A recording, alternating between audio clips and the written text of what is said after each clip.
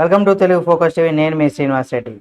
ప్రశాంత్ కిషోర్ ఈయన గురించి ప్రత్యేకంగా చెప్పనవసరం లేదు. 2019 ఎన్నికల్లో ఆంధ్రప్రదేశ్ ముఖ్యమంత్రిగా అయినటువంటి జగన్మోహన్ రెడ్డి గెలుపులో కీలక భాగస్వామి. అలాగే రాజకీయ వ్యూహకర్తగా తనకంటూ మంచి పాపులారిటీని కూడా సంపాదించుకున్న వ్యక్తి.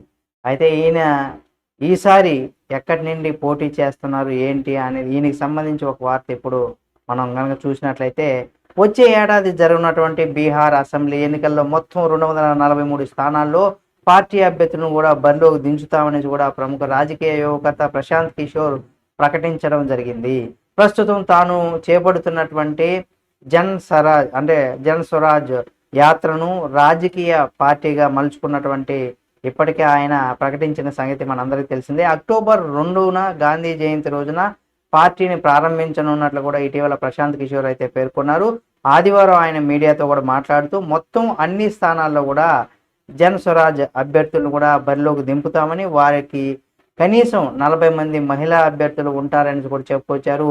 మహిళలు ఆర్థికంగా స్వతంత్రులైనంత వరకు కూడా సమానత్వం పొందుతారు కాబట్టి మహిళలకు ప్రభుత్వం పూచీకత్తుతో రుణాలు ఇప్పించాలి. తద్వారా వారి జీవనోపాధితో పాటుగా అంటే వాళ్ళ బాటలు కూడా వేసుకోవచ్చు, జీవనోపాధి బాటలు కూడా వేయచ్చు. అలాగే జన్ స్వరాజ్ పార్టీ ప్రభుత్వాన్ని ఏర్పాటు చేసిన తర్వాత ఇక్కడ ప్రజలు బ్రతుకు తెరువు కోసం పక్క రాష్ట్రాలకు వెళ్ళబోరని హామీ ఇస్తున్నా అని కూడా ఆయన అన్నారు.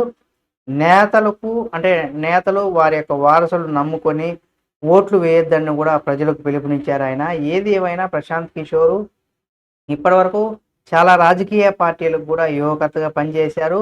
వాళ్ళ గెలుపులో కీలకంగా ఆ పార్టీ గెలుపులో కీలకంగా వ్యవహరించారు. ఇప్పుడు ఈయన సొంత పార్టీ పెట్టుకొని ఈ పార్టీలో అభ్యర్థులను కూడా నిలబెట్టి ఈయన అధికారాన్ని చేపడతారా లేదా అనేది కూడా చూడాల్సి ఉంది.